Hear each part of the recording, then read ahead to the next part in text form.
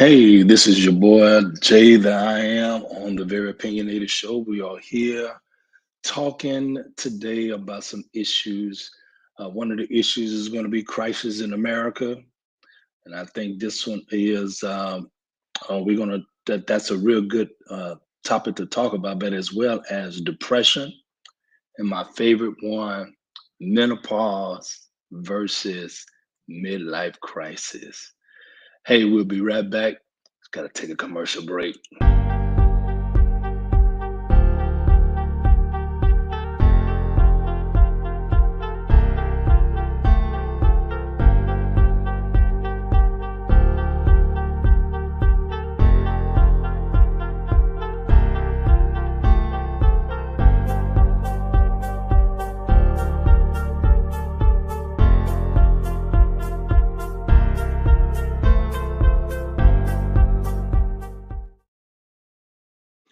Hey, we are back live on the Very Opinionated Show. This is your boy Jay, the I am. Hey, crisis in America. Where are we heading to? The other day I was just watching TV and I came across this commercial. It's dealing with HIV, and of course it is showing same-sex, individuals kissing. And so I got a 5-year-old daughter, and I don't want her to get a misunderstanding. Um, on uh, what is our natural role, or in life, and who we are. But I started noticing bunch of commercial like that, and what I think is that when you say control, population control, that's kind of came to mind when I seen this commercial. Uh, and to stop, uh, I guess, the reproduction of mankind, because we know two men can't breed, and we know two women can't breed.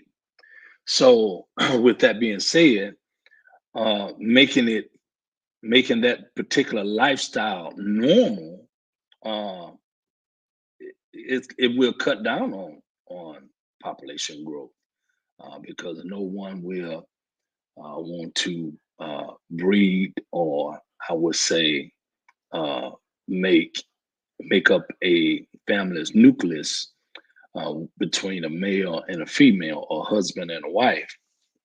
So it becomes kind of clear to me that's the aim. Um, but I mean, that's just a minor, crisis we got to deal with. I believe home life can settle that. That's an easy fix. Uh, if we are going to make any difference in raising our children and teaching them the right aspect of their very existence, we need to make sure that they get the right information, and I think that information should come from home. However, there are other crises we have to deal with, and one thing I really don't like talking about is race or racism, because that's been going on since I was born. I was born in the '60s, late '60s, so, and it's still going on. I cannot buy it. This is all bullshit. You can't continue to tell me that 50, 60 years and it's still going on and people have not learned from that. I just believe if there's other things that's playing out for that, so mankind uh, cannot exist, because you got a lot of smart individuals. So uh, I think they're picking up on what is actually the aim, uh, and what the rich, or those that are in power, is trying to do. Get back with me in a few minutes. We'll take another quick commercial break. Hold your horses. We'll be back.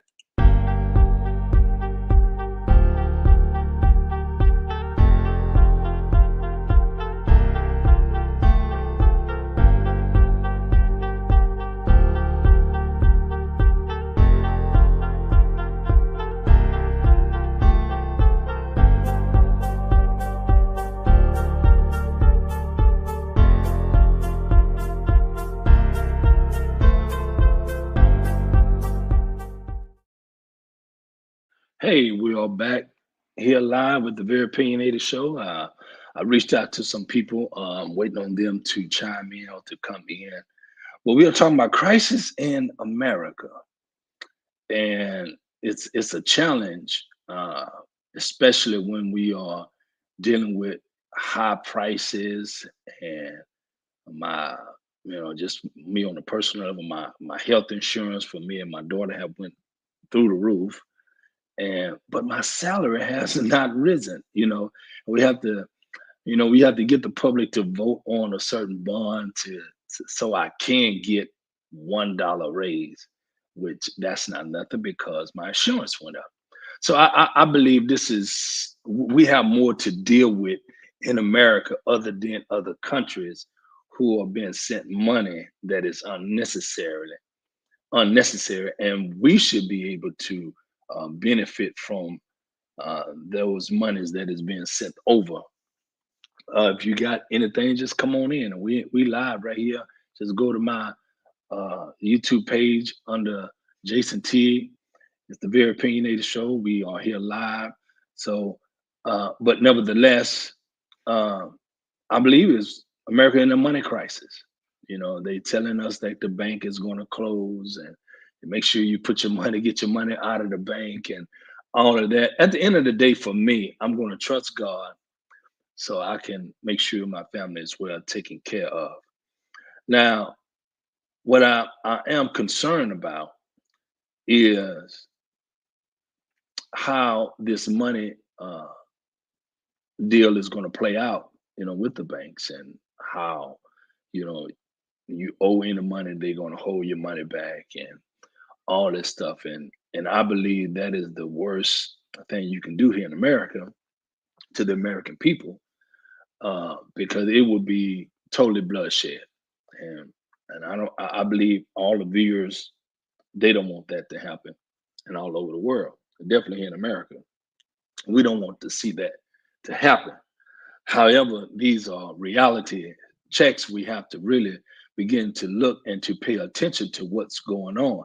I'm kind of bogged down by this whole issue about uh, salary and money and how we should try to protect our assets and stuff like that.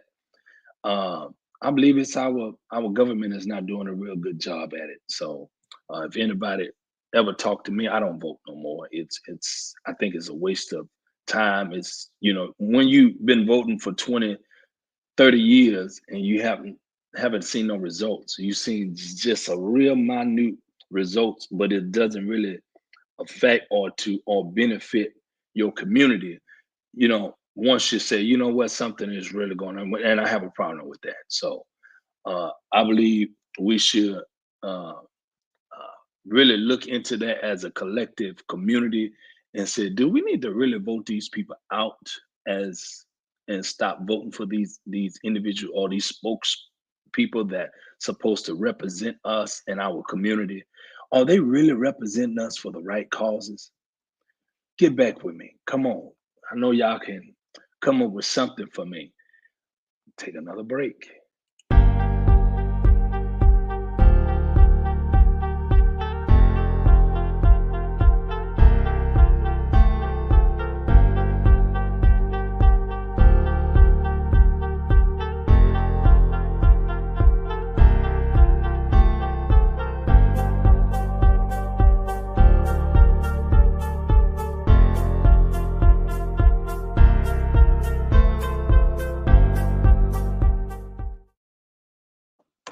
Hey, I'm back here live on the Very Opinionated Show. This is your boy, Lejay, that I am. And as I was stating earlier, it's a challenge. It's really a challenge. And if we really look at the whole crisis in America, sometimes you have to really, you know, tell yourself, here, is all of this is worth it? In the sense, because the education system, has not really progressed. They making some good attempts, but it's like I think the individual they put in place is it's like for Houston HISD, you had the state to come in and take over the whole district. So that's kind of shows me that it's the people that they have got in place. They don't manage well. I believe there's no good leadership, and if it's no good leadership, that means it's going to have some bad outcome on that. And I just believe people just now these days they don't give a shit. They don't give a rat's ass about nothing but themselves. Making sure that their pockets and their bank account is fat, and it's not really no concern. It's a disregard to the development of our youth. For those that who've been here a long time, 60, 70 plus years, you want to leave a society where it'll be functionable for our young to make it greater than what we. But apparently, uh, the 50s and the 60s growing up, progress. I say, nah, small growth. It's not a hell of a growth because instead of flat out in your face uh, racism and holding back jobs and uh, you increase the interest on other groups of people other than uh, uh, of not that is not Caucasian or white, stuff like that, and you have selected folks that you put in management because whatever I would say they like your agenda or you seen some weakness in them. And I believe the public get the short end of the stick. I'm not going to say what profession I'm in because if you know me, you know what profession I'm in. But however, for those who don't, you have to find that out on your own. However, I believe it rolls over into education. It rolls over into the community. It rolls over into the family. It rolls over even into the ability of our youth, the way how they think, the way how they view things. And the adults, I say these days, I can't speak for those that is in my age bracket, but for those who are a little bit younger than me and decide to not discipline their kids in the system or in these America, to discipline them in the correct and right way, this is where you will have crisis in America like this. You're going to constantly have crisis because no one or the majority of people is like, okay, well, this is what they doing. I might well just go with the flow. And I know that old cliche. My sweetheart, she hate to hear me say that when you're in Rome, you do as the Romans do. I don't agree with that. Everyone should have their own way own mind of thinking. You should be able to think for yourself instead of having others to think for you. And when I find out you have others to think for you, that even affect your home life. And of course, the kids don't get the better end of the end of the stick on this. But however, um, it is a challenge, and what it does lead to depression. And a lot of people say, well, it can be various things that leads to depression. Yes, it is. However, what I have noticed in just my observation, it's always money, it's always love. Them about the top two that will lead individuals to depression. Because if you don't have no money, you definitely ain't getting no love. Those are just facts. You hold your horses. We're going to have a 30-second break again. We'll be right back with the Very Opinionated Show.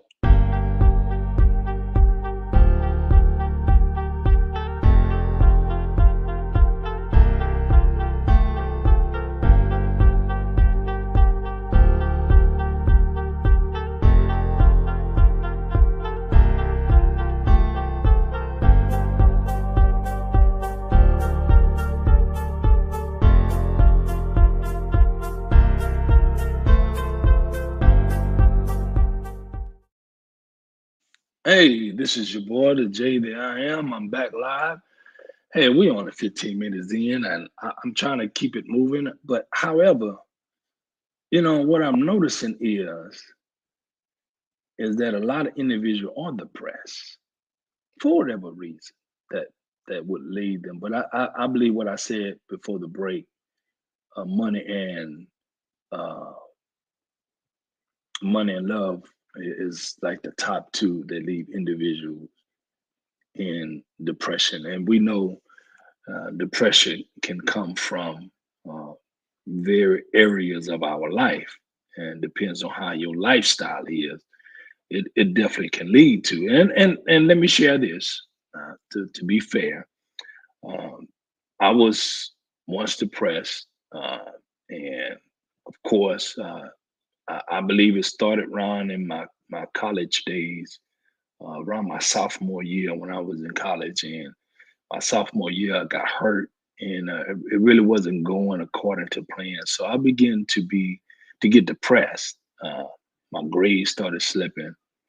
Uh, of course, first thing we start to do is, if you're going on that road, going down the road of depression, we begin to blame others. And a good friend of mine, he had passed today, Michael McDonald. Uh, he did spoke with me before he passed, and we was talking, just joining me and talking. And a profound thing he told me, he said, Jason, I know what I'm hearing, what you're telling me, family life, money issues, stuff like that. And he's he just was straight to the point. He said, well, you know what? He said, I've been listening to you. He said, have you ever just looked in the mirror and said, maybe it's you? And man, I got dead silent on the phone. And as my mama, God rest her soul, when you get silent on the phone, her favorite quote was, "You couldn't hear rat piss on cotton." And sure enough, that conversation, kind of, man, had me stuck. I couldn't say nothing. He pretty much, you know, kind of drove a nail in the heart and said, on my spirit, and said, "Hey, you need to check yourself." So, of course, that's a reality. I don't mind. When anybody that know me, I don't mind uh accepting rebuke or, or correction. Because I believe if you don't accept rebuke or correction, definitely something is wrong with you. But I'm always been a type of person who listen, who understand how life works. And when he said that, and he made a good point, and I had to really think about it. So of course, my conversation now is I'm talking to God about me, about my spirit, about my soul, about how I'm viewing things. So my prayer, you know, every day from that point was, God, let me see what you see. You know, let me accept the things that you want me to accept. Uh, Guide me with your vision, your insight, not mine, not my personal vision, but his insight, the supreme being. So when I begin to pray like that, things begin to open up more of understanding uh, about depression and what it leads to and how we should handle it. And of course, over time, uh, like I was stating earlier, uh, after I got hurt in college and everything, I began to, really look at things and had to snap out of this funk. And and I know one of my favorite niece, uh, my as well as my cousin daughter. I'm not going to call her name. God bless her soul. But you know, she learned to open up now, and uh, and I would tell her, we all, I believe, every person that ever trying to accomplish anything or want to thrive or to strive in certain areas of their life, they are going to encounter some depression because things sometimes just don't go according to plan. That's just how life works now. But once you understand life, it doesn't mean you stop. It doesn't mean you give up. Doesn't mean that you stop and have a pity party. You know, you have to constantly move forward. You know, is it a is it a hard journey? Yes. Is it a hard task to do sometimes? Yes. I would say yes, it is from experience. You know, does sometimes you one may think about contemplating suicide. Not me not, but of course, it came across, I'm sure it come across quite a few people minds who are really depressed. And I think what it is, people don't have an outlet to talk or to know how to deal with it. And what I have for me, what I had to do was I just go exercise. I go pick up that basketball in a minute. One of my younger days, I would just pick up the basketball and just man and just shoot 1,000 times, or I just run 6, 7, 8 miles, 10 miles. You know, that just what it was to get that moment of depression or that feeling of depression out of my system. And that's what I would use. That's what I would go to. That was my go-to to not have me thinking about those things that shoulda, coulda, woulda, or those moments, those disappointment moments, or those times that I was became spiritually weak and allow my flesh to overtake my thoughts and stuff like that. And you know, when you sit and think about all of those things that you wanted to, or you could have, or you missed this opportunity, you know, I just believe God is always in complete control of our life, no matter what we think, no matter what we say. We thinking we are in control, but from a distance, God always, I believe, He always make a way for us. At the end of the day, and uh, I'm just a firm believer in that. Where we are now, where I'm at today, I'm supposed to be there. You know, If you know anything about the way how God operates, that's just how life is. That's just what it does. He know how to deal with our issues. We're gonna take a 30-second break again. Be right back.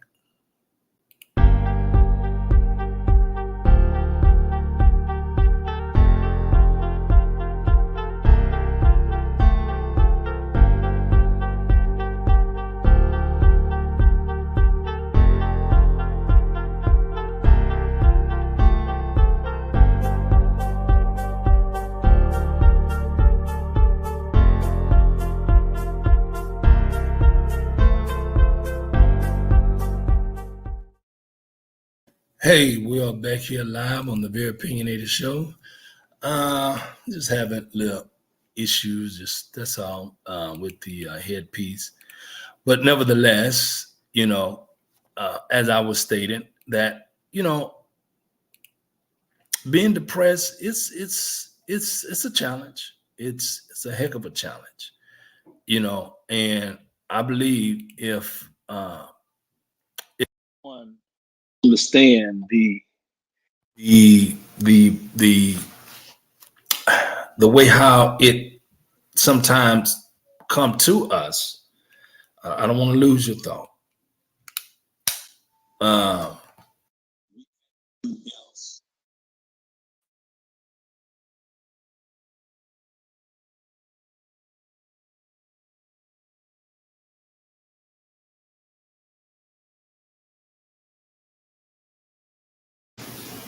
get back into you, girl. I'm sorry we had some more difficulties on the mic. Sorry about that. Uh, as I was stating, is that we all should also look for outlet. Look for outlet. Um, I think when I was really going through it in my 30s, uh, I was single for like 7, 8 years, and I went home, work, church. Maybe I would go hang out. It's like a iffy. It was once every 6 months, so maybe twice, maybe 3 times a year. I would just, but otherwise, on work, go home, church, work, go home, church, and that's just what it was. and didn't know that I was experiencing depression uh, until you get around other folks that is depressed themselves, but they don't even, really identify themselves as being depressed until they start having outbursts or moments in their life, or you know, uh, crisis. They came and it seem like they can't get out of this funk they're in. And uh, what I noticed in the African American community, and I'm gonna say this, and we wasn't taught how to talk uh, about our issues. We always say, "Go talk it over with Jesus," or go to church and let Jesus be your counselor. And we actually needed someone in our presence to physically in our presence to talk to. Not saying that God don't listen or understand, but I believe having someone physically present, us discussing how you feel and what you're experiencing and what you have gone through as a man or as a woman, and uh, and you have those depressed moments, and it have become a challenge, and but these days you have so many outlets now. People just do stuff because online, internet, however you want to say it, people just rant.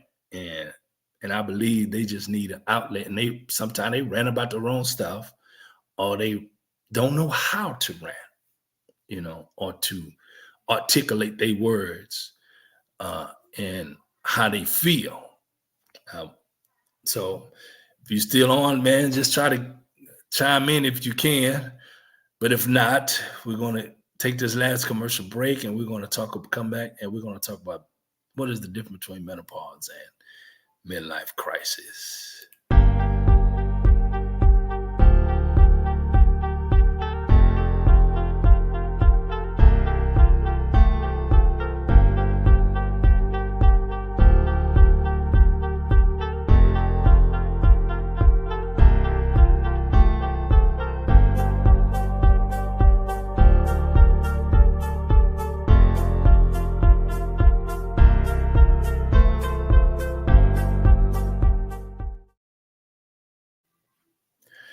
Hey, we are back here live once again on the Very Opinionated Show.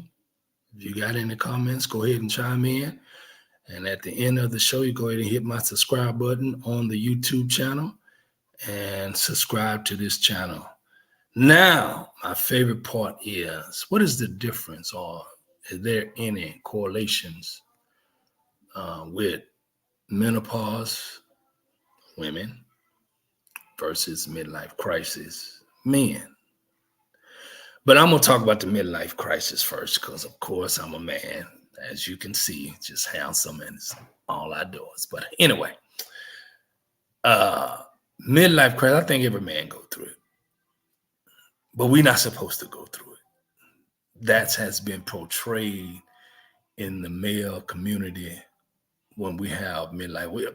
I don't think women or children or young adults think that older men, we don't have our moments where we want to scream, pull our hair out. I'm bald headed. And just like the women, we get frustrated, we get sexually frustrated, we get upset, we get, disappointed. We go through the whole thing. Only thing we don't go through is cycle. We don't have a cycle. And that's a good thing for the women. Y'all get a chance to clean your blood system out. We don't. So what are the results that men do? Sometimes we resort to weed or smoking, going out, staying out late, new atmosphere, club, whatever the case may be. And what I noticed is that most of them start hitting the bottle. So, but none of those things, don't, phase you. If you, for me, it doesn't, because I never done those things. Not saying that I'm better or nothing like that than any other guy, but I told you exercise was my outlet to, to calm my way of thinking and how I feel. That's what I would do. But now, fast forward, I really can't do those things because bad knees kick in. I got a bad back and all that other stuff. But nevertheless, if you're saying sexually frustrated, yes, being diabetic, that slows your what they call ED down. We don't, men that is kind of really diabetic, that don't work down there as we want it to work. Uh, and of course, it's frustrating, and it's where in your mind you know what you want to do and how you want to do it and who you want to do it to, but you can't. You know, I just ain't the person to be taking pills and all that other stuff. I don't do all of that. I think that for me is, and I believe, maybe guys don't want to really talk about it, which most guys have been taught not to talk about the issues. But hey, this is the Very Opinionated Show, and this is my opinion and what I have observed. That men, we kind of limited on our voice and our opinion based on you have transgender community nines on the scene, and women lives is really in strong stride, boss lady and bad bitch boss lady and all that other stuff. So it kind of leave out the men that who is really genuinely and really are men and men, men just man being a man, and I think the only excitement we get is on football or basketball season or whatever, baseball, whatever. And that's it. What about those other 6 months or 9 months, whatever the case may be, for whatever sport you like watching. But nevertheless, we want an outlet as well. But one thing I have noticed the difference is that we don't blame midlife crisis when we may begin to take on a project, because we are substituting something other than women will say they're going through menopause. Everybody in the house is going to catch hell. Come on now. I know y'all really want to laugh at it, but women give everybody in the house hell when they go through menopause. And guess who really get the finger pointed at them? Men. Men that is there loving you, making sure that you well taken care of, and we get the short end of the stick because we want to, share our experience with how we feeling, but we don't ever get a chance to really do that. Um, and what I have read for women having menopause, of course, they have hot flashes, they go through mood changes. They said they I guess they hormone changes. So all of that plays into, of course, age. Um, and then, of course, when they, I guess, reach that peak where older they get, they want to have sex all the time. And there's nothing wrong with that. That's part of who they are, who we are, who we're made of. This is what how God made us. But I think what it is, nobody don't want to sit down and really talk about it and get an understanding. You get an understanding, uh, and make the I guess the adjustment much easier and understanding. But I think no one really want to talk about it. Oh, just leave me alone. I will tell you, I've been one that like, hey, don't bother me. I don't want to talk right now. And then for some strange reason, what something is wrong? What did I do? It's not nothing you did. I just want to be alone. You know, I don't want to. I don't want to talk about it. I don't want to. Just leave. Let me be. And I think what it is that we ourselves don't even understand the changes that we are experiencing because maybe it's first time, maybe no one ever really sat down with us as a man or a father or a mother to say, hey, this is what is going to take place.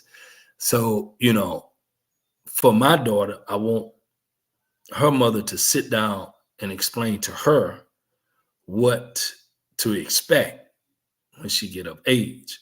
I don't have a son, I have a daughter. So I can't tell, but I can share with the younger group, you're going to experience some things that your wife or your girlfriend, they're not going to understand. They just not. but it's up to you to share those feelings. But I believe every woman should do that instead of going to outside source and sharing. Oh, he don't understand. Why are you going and telling your girlfriend instead of talk to the one that you with and say, hey, look, this is what I'm experiencing. And I just need you to understand. And I think that if that conversation is started, I believe it's real.